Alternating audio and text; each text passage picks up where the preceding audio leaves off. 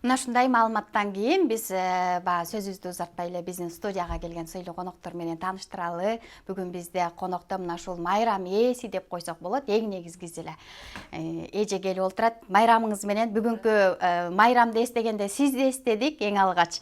Баягы элибизде атын атаса куту сүйүнөт деп коет.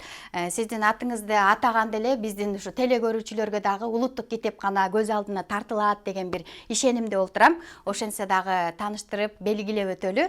Жылдыз Бакашева А.Осмонов атындагы улуттук китепкананын директору, Кыргыз Республикасынын маданиятына эмгек сиңирген ишмери, филология илимдеринин доктору, профессор. Кош келипсиз майрамыңыз менен. Ал эми баягы жогоруда эле биз тамашалап күлүп калдык. Эмне болсо дагы министрликтен келген өкүлчүлүктүн орду чоң болот. Биринчи тааныштыралы десек дагы бүгүн майрам ээси айымдардын жолулуу деп агай баягы жолун сизге берди деп белгилеп коеюн. Агай куш келипсиз. Биздин кийинки коногубуз Нуржигит Кадырбеков, Кыргыз Республикасынын Маданият, маалымат жана туризм министринин орун басары. Куш келипсиздер. Бүгүнкү майрамдык маанай кандай деп эжеден башталычы. Рахмат. Биринчиден ошол эфирден пайдаланып, эң алгач мен өзүмдүн кесиптештеримди, китепканачыларды бүгүнкү жаркыраган майрам менен куттуктап койгум келет. Себеби биз ойлойбуз бул китепкана майрамы жалпы эле китепканачылардын эле майрамы эмес. Бүгүн билимге умтулган, илимге умтулган, экономикада иштеп жаткан, деги эле өндүрүштүн баардык тармактарында иштеп жаткан жалпы элибиздин майрамы. Себеби китепкана ошол нерсеге татыктуу. Баарыбыз Гогольдун шинелинен чыкканбыз дегендей, ар бир адам ушу китептен чыккан, А деген арипти ушу китептен тааныган. Ошондуктан урматтуу кесиптештер, мына бүгүнкү күндө Кыргызстанда коомдук китепканалардан 1065 китепкана бар. Ошол жерде айлыктын аздыгына карабастан көзгө көрүнбөгөн 1000 миллион жумушту аткарышып, жылаңач энтузиазм менен иштеп, маданияттын эң чоң бир курамдык бөлүгүн тартып жатабыз. Бардыгыңыздарды майрамыңыздар менен ар бириңиздерге бекем ден соолук, ийгилик, анан татыктуу окурмандарды, көптөгөн окурмандарды каалап кетким келет. Эңсон, агай, сиз дагы мына сөз учугун улайлы, ушул майрам ээлерине болгон сиздин дагы ушу министрликтин атынан бир куттук сөзүңүз болсо керек. Анан албетте мына ушул китепкана дегенде алдыда дагы толтура суроолор бар. Сизге даярдалган, анткени ушундай иштер жүрүп жаткандыгынан жыйынтыгын кандай болуп атат деген жоопторду алалы деп отурабыз. Бир сөз Кыргызстанда республикалык маанидеги 2 китепкана бар. Ошондой эле областта 11, райондордо 39, айылдарда 800ден ашык барды болуп 1065 китепкана бар. Ушул китепкананын кызматкерлери мен чындап эле интеллектуалдык майдандын чоң каармандары деп атайт элем да. Анткени билесиз да, алтын болгону кен, а бирок акыл кенч. Алтын бир күнү түгөнөт, бирок акыл адамдын эң чоң байлыгы. Ошол акылдын азыгы, рухтун азыгы бул китепте. Ошол китептер жайгашкан куттуу ордо бул китепканалар. Адамдар алтын издеп ак мөңгүлдөргө чейин барып атпайбы, мисалы Гумтөр, ошол Аляска жана башка дегендей. Антарктикага чейин да барат эгер зарыл болсо. Бирок биздин китепканалар, Кудайга шүгүр, куттуу шаарларыбыздын, айылдарыбыздын чок ортосунда жашнакай имараттарда. Бирок ошол жака да адамдардын келбей атканы өкүндүрөт да. Ушунча кызматкерлерибиз. Мына азыр сурап көрүңүз, Кыргызстан боюнча 19 миллиондой китеп бар. Анын бир 6 миллиондой сиздер да. Ошол китептерди караш эле кандай кыйын. Аларды тазалаш, кургатыш, жанагынтип бир бирок ушунча менет кылып атса, анан адамдардын анча зыярат кылбаганы, барбай атканы жакшы эмес, бирок Кудайга шүгүр жылдан жылга окугандар көбөйүп баратат, анткени коом ушуга умтулуп барып атат да, жаштарыбыз аракет кылып ататпайбы бир адамдан бир китеп депчи. Ошон үчүн мурда мисалы мен ачык айтып келип атам, маданият тармагында эмнегедир айтканда эле опера, балет, театр деп атат экенбиз, бирок биринчи орунга китеп чыгыш керек, китепканалар. Эмне себептен дегенде, китепкана толмой сайын театрлар эч качан толбойт. Анткени театрдагы репертуар китептеги чыгармалардан, кинодагы китептеги чыгармалардан. Ошон үчүн китепке кызыкпаган, сөзгө кызыкпаган, илимге кызыкпаган адамга театр эч качан кызык болбойт. Ошон үчүн мен ачык эле айтып атам, кийинки мезгилдерде ушу маданият тармагында приоритеттүү мааниге китепканалар ээ болуш керек деп. Анан ушул китепканачылар көп Кыргызстанда, бирок эң башында улуттук китепкананын башчысы Жылдыз Кемеловна өзү турат. Көрүп атасыздар, кийинки мезгилдерде ушул улуттук китепканада кандай өзгөрүүлөр болуп атат. Мына Байленов китепканасында кандай сонун долбоорлор болуп атат. Биз мындай бактыбыз бар экен, анткени кадр жакшы болсо көңүлүң ток болот экен да. Билесиз, азыр Маданият министрлигинде көп деле каражат бөлүнбөйт. Көп маселелерин чечип бере албайбыз. Бирок өздөрү изденип, гранттарды таап, спонсорлорду таап, далай маселелерди чечип алышты. Далай маселелерди. Ошон үчүн ушул кызматкерлерибизге, ар бир кызматкерге керек болсо ошол ороосун чыпыргандарга да чоң рахмат. Анткени алар болбосо бүгүнкүдөй шарт болмок эмес, бүгүнкүдөй бир интеллектуалдык тейлөөнү жүзөгө ашыра алмак эмеспиз. А дегенде эле мына алгачкы суроо, мына негизи эле ушул китепканалар системасы боюнча фонддор тууралуу негизи эле өнүктүрүү, мына учурдун талабына ылайык мынакей аздыр көптүр баягы өзгөчө кырдаал жана абал учурларында дагы ушул китепкананын иштери башкача болду, ошо өз жол ишин токтотуп койгон жок. Ушулар боюнча кененирээк маалымат берип өтсөңүз. Азыр эле мына Нуржигит мырза айтып кетти, китепканалар 1065 китепкана бар деп. Мына ошол 1065 китепкананын ичинде 928 айылдык китепкана. Мен ошо өзгөчө басымды айылдык китепканага жасагым келет. Себеби мына айылдарда көп учурда баягы шарт жок, маданий очоктору жакшы иштебейт дейт. Бирок ошо ар бир айылдык китепкана ушунчалык баягы дилгирлик менен мындай бир чыгармачылык менен аракет кылышат да. Көп учурда алар кыштын күнү жылыбаган имараттарды иштеп калышат. Бирок ошого карабастан биз дайыма ошо айылдык китепканаларга көбүрөөк көңүл буруп келе жатабыз. Мына китепканалар системасы негизи Кыргызстанда 3000ден ашуун китепкана бар. Ошонун ичинде 1065 китепкана Маданият, маалымат, туризм министрлигинин карамагында, калганы тармактык китепкана, жогорку окуу жайлардын китепканалары, ошондой эле мектептин китепканалары болуп кетет.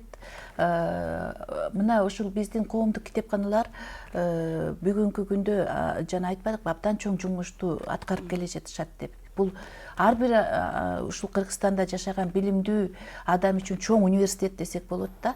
Ушул университет аркылуу келишип студенттер билим алып атышат. Ошол жерден канчалаган жакшы долбоорлор чыгып жатат, канчалаган илимий ачылыштар чыгып атат. Ошонун баардыгы китепканага байланыштуу. Ал эми бүгүнкү күндө ошол Кыргызстан боюнча 19 миллиондон ашык фонд бар. Биздин улуттук китепканада эле 6 миллион китебибиз бар, дүйнөнүн 90 тилинде. Окурмандарды карасак, мына бир 21 жашка чейинки окурмандарыбыз көбүрөөк, 45%. 15 жашка чейинки окурмандарыбыз бир 35%га жакын. Анан калган 22% ушул илимий кызматкерлер, башка баягы категориядагы окурмандар болуп саналат. Сиз айтпадыңызбы жана коогалаң учуру, бул пандемия учурунда кандай иш алып барып атабыз деп. Бир жагынан албетте бул абдан чоң коогалаң болду. Экинчи жагынан ушул коогалаң дагы бир жолу китепкананын, китептердин ролун абдан чоң жогорулатып койду. Себеби азыр жанагы дистанттык тейлөөдө, онлайн окууда эң чоң кызмат өткөрүп берди китепканалар. Мисалы үчүн бизде абдан жакшы ачык электрондук ресурстар бар. Биз муну бир нече жыл мурда эле түзүп койгонбуз. Ар бир окурмандардын категориясына жараша, мисалы үчүн мектеп өзүнчө 3W чекит, лип, чекит, кейчи деген сайтта. Мектеп үчүн өзүнчө, илимий кызматкерлер үчүн өзүнчө, кол жазмалар өзүнчө, көркөм китептер өзүнчө. Эгерде мурда биз ушул сайтыбызга 1,5 миңдан 2 миңге чейин кирип турса, мына ушул коогалаң учурунда 9 миңге чейин бир кирип, бир эле китепти 60 миң, 70 миңге чейин мындай жүктөп алып атышты да. Бул ушунчалык мындай абдан чоң мындай кызмат өтөдү десек болот. Андан тышкары мына коогалаң учурунда биздин китепканалар, баардык китепканалар, ушу айылдык китепканалардан баштап окурмандарды телефон аркылуу тейлешти. Колдорунан келишинче баягы WhatsApp аркылуу ар кандай жанталашып тейлеп атышты. Биз өзүбүздүн улуттук китепкана эле мына ушул коогалаң учурунда канчалаган көргөзмөлөрдү өткөрдүк, эл аралык конференцияларды өткөрдүк, видео конференцияларды өткөрдүк, бир нече видео фильмдерди тарттык. Мына 9 май согуштун 75 жылдыгына карата, Хусейин Эсенкожоевдун 100 жылдыгына карата, мына Абайдын 175 жылдыгына карата, андан тышкары эл аралык деңгээлде бүт улуттук китепканалар, КМШнын баардык улуттук китепканалары катышкан библиотеки свидетели победы деген чоң долбоор болду. Мына ал долбоор дагы азырда уланып жатат. Мына ошол долбоорго катыштык. Ошондой эле ал жерде дагы чоң бир фильм даярдалып атат азыр. Анан Петербург шаарындагы Ельцин атындагы президенттик китепкана бар. Мына ал китепкана менен бирдикте дагы ушу согуштун 75 жылдыгына карата чоң фильм тартып чыгардык. Булардын баардыгы албетте эмгек, энергия, күч, чыгармачылык, ошонун баардыгына мен ошол өзүмдүн эмгек жамаатымды дагы терең таазим этип, куттуктап, ар бирине бекем ден соолук тилеп, анан ыраазычылык айтып кетким келет. Себеби ошол кок алаңда үйүнө жатып албастан колубуздан келишинче биз элибизге кызмат кылдык. Ооба, чындыгында эле ушул учурда кайсыл тармакта кандай үйдө олтуруп калгандар үчүн билинип атты, кимдин эмгеги бааланып атты да, мындайча айтканда. Себеби буга чейин багы жумушка аралашып эле бири-бирибиз жакындан көрүшүп, көп дагы эле бир эмгегибизди баалабай же сезбей калган учурлар болуптур. Үйдө олтурган, биз мисалы үй шартында олтуруп иштеп жаткандыктан сезилип жатты. Бизге маалыматтар ошол телефон аркылуу кызмат кылып калдыңыздар, ошондон алып жатканыбызга кубанып жаттык да, издеген маалыматыбызды. Колубуздан келишинче биз баардык электрондук варианттарын таап, ошо окурмандын ар бирине жеткиргенге аракет кылдык. Мынакей жогорудагы эже белгилеп өттү айылдык китепканалар боюнча. Анан сиздер дагы мына жогоруда өзүңүз айтып өткөн бир адамдан бир китеп деген бир акцияларды баштап, ушул айыл жериндеги китепканалардын китептердин жаңы китептүү болушуна, канчалык бир деңгээлде жаңы ушул китепканалардын курулушуна дагы бир себепкер бололу деген бир жакшы бир акцияны колдоого алып, бир топ иштер өттү. Мына ушулар боюнча айтсаңыз, жыйынтыгы жаман эмес болуп аткандагы биз аздыр көптүр маалымат алып аттык. Учурда дагы кандай болуп атат? Эмне үчүн апага бала кымбат? Анткени балага жанагы убакыты да кетип атат, энергиясы да кетип атат, өмүрү да кетип атат, ошон үчүн кымбат да. Мээнетиң кетмесе, малың, жаның курбанчылык болбосо, бирдекени баасы болбойт экен. Ошон үчүн эгерде президент же губернатор же аким же министр ачып берсе, ал китепканалардын баары канчалык болмогон эмес.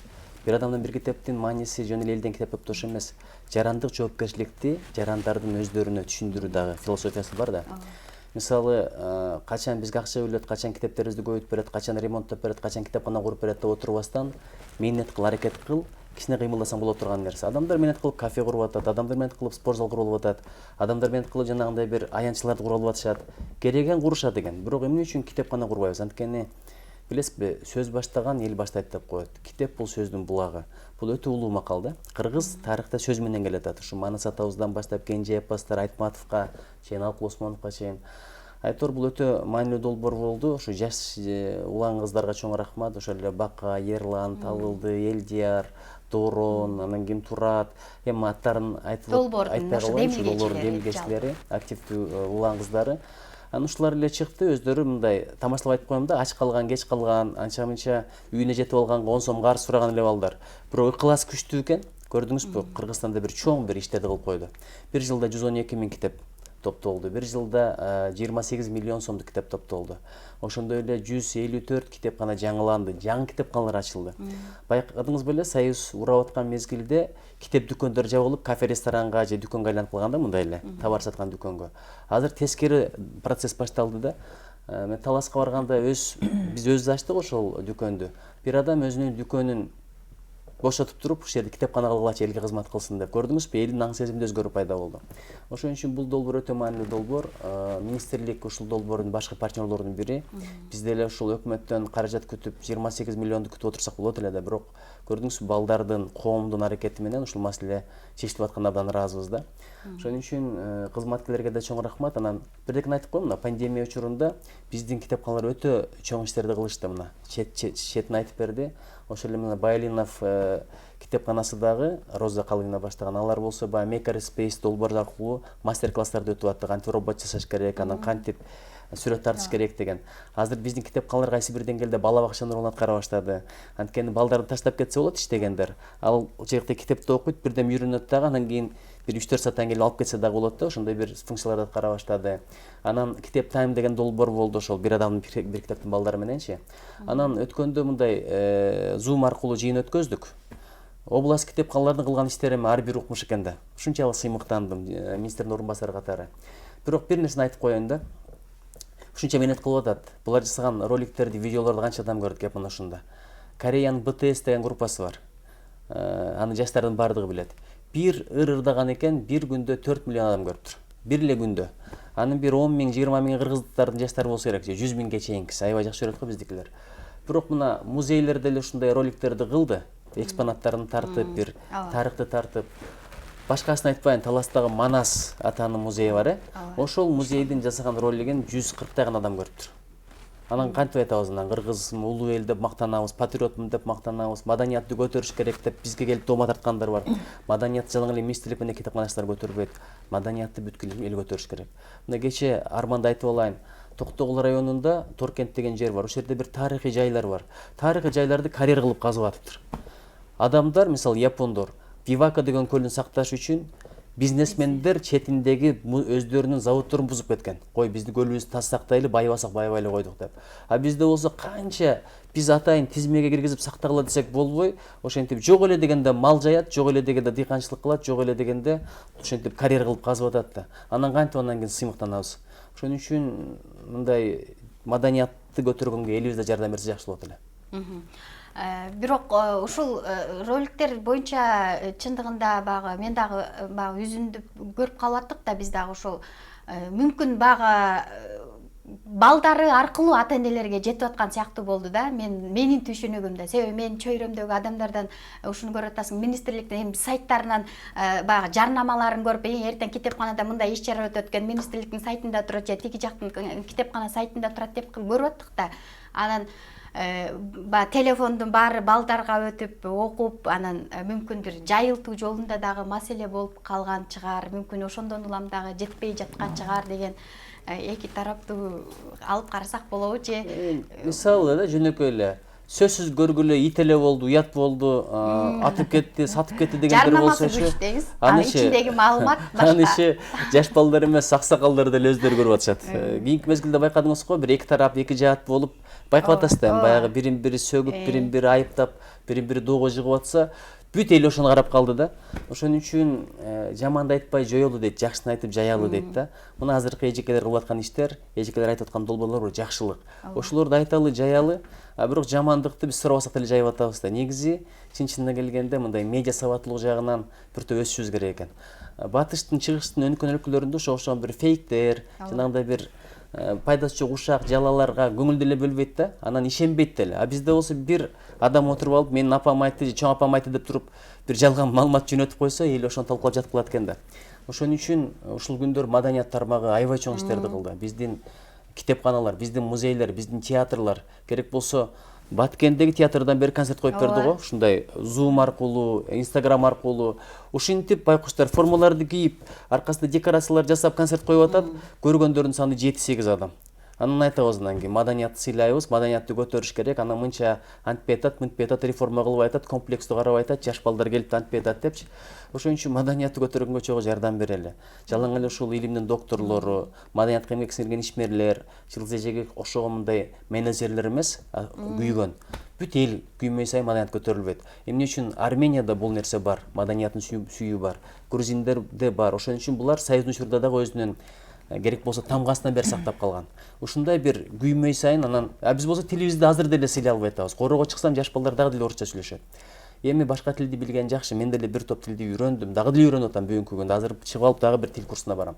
Бирок бир маселе бар да, өзүңдүн маданиятыңды, өзүңдүн тамырыңды, өзүңдүн тагдырыңды, өзүңдүн тилиңди сыйламай сайын биз өсө албайбыз. Биздин китепканачылар ушул багытта өтө чоң иштерди кылып атат. Ооба, мына ушул жаатында сизге суроо узатайын деп турганмын, мына сөз кезеги келип калды. Эл аралык байланыштар, иштер боюнча азыр эле белгилеп өткөндөй, биздин ушул айылдык китепканадан баштап улуттук китепканага чейин биз мамлекеттик протекция азыраак болгондуктан эми ушу гранттар менен эл аралык долбоорлор менен иштегенге абдан каныгып калдык. Мына улуттук китепканада акыркы эле жылдары бир 30дан ашуун эл аралык долбоорлор ишке ашты. Биз ошонун ичинде баардык элчиликтер, баардык эл аралык уюмдар менен Бишкекте аккредиттелген абдан активдүү иштешип келе жатабыз. Мына ошолордун колдоосу менен бизде бир 15ден ашуун маданий борборлор ачылды. Ал маданий борборлорго жөн эле бир китеп топтоо максат эмес. Ошол китепканалар дипломатиялык дагы бир борбор болуп калды десек болот да. Себеби ар бир өлкөнүн өзүнүн иш чаралары өтөт. Алар бизге абдан жакшы ремонтторду жасап беришти, материалдык техникабыз, базабызды чыңдап беришти, жаңы технологиялар менен камсыз кылышты. Ошону менен бирге баягы эл аралык кызматташуу алаканы өнүктүрүүдө дагы миңдеген иш чараларды өткөрүп келе жатабыз. Мына улуттук китепкана бир жылда былтыр биз санасак 1200 иш чара өткөрүптүр. Ошонун көбү республикалык масштабта, андан бир 40%дагы бир эл аралык масштабтагы иш чаралар. Мына былтыркы эле биздин чоң бир иш чарабызды айтсак, китеп жана китеп окуу санариптүү орунда деген чоң эл аралык конференция уюштурдук. Бул конференцияга бүт КМШдан жалгыз эле китепканачылар же улуттук китепканалар катышкан жок.